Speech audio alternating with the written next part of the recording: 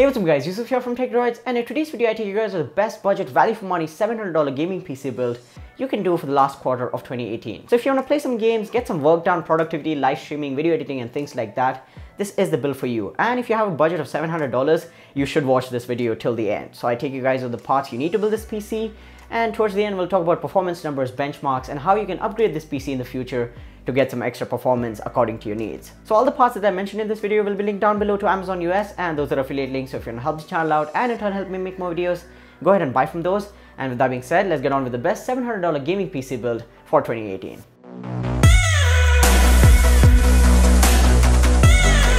Now quickly going over the parts for the CPU, we have the AMD Ryzen 5 2600. It's a 6-core 12-thread beast that is unlocked, so you can overclock to get some extra performance. A base clock of 3.4 GHz, a boost of 3.9, and a TDP of 65 watts. And it also comes with a raised stealth cooler that is really good for decent overclocking.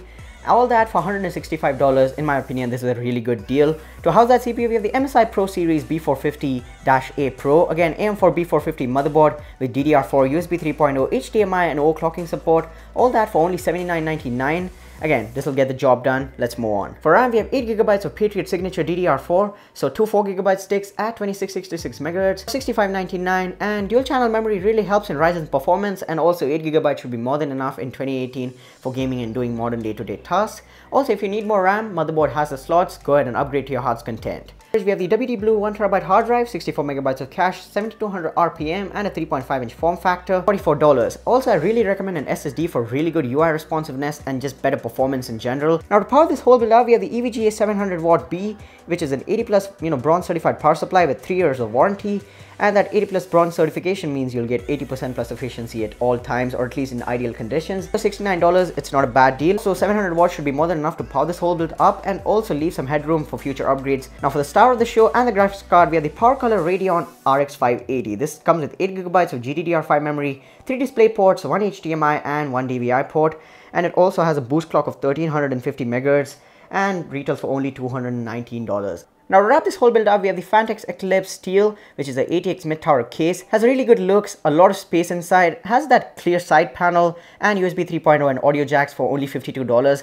And yeah, in my opinion, this is a really good case and gives off a really good minimal look and should go well with your setup. That's about it for the parts. Now let's talk about performance and some future upgrades. So in terms of performance, this $700 gaming PC build will perform really well. In terms of gaming, you can expect 1080p medium to max settings in the modern AAA titles and well over 60 FPS. And in terms of the older titles or esports titles such as CSGO, World of Warcraft, Dota 2, League of Legends and things like that, you should be getting 100 FPS or more medium to max settings at 1080p. And in the modern AAA titles, in some games you can turn up the textures, ambient inclusions and things like that. And this is, going to do more than gaming. So editing, photo editing, video editing, live streaming. This PC can do a whole lot more. It can handle day-to-day tasks like a champ. And yeah, it's going to be really good and it's going to be worth your $700. Now talking about future upgrades, you can basically upgrade anything in this build. You can go up to a 2nd generation Ryzen 7 CPU. You can add more RAM. You can add more storage, preferably SSDs to get some better performance, and also a beefier graphics card in the future. The RX 580 is a really good GPU, but yeah, you can go up to things like a RTX 2080 Ti as well and have no issues. That's about it for this video, guys. Thanks so much for watching. I hope you enjoyed. If you did, go ahead and smash the like button. If this helped you, go ahead and let me know in the comments what are your opinions and what are your thoughts. If you want some help, if you have any questions or queries, leave them down below. I'll be replying to you guys down there, and also hit the notification thingy so you don't miss out on future uploads.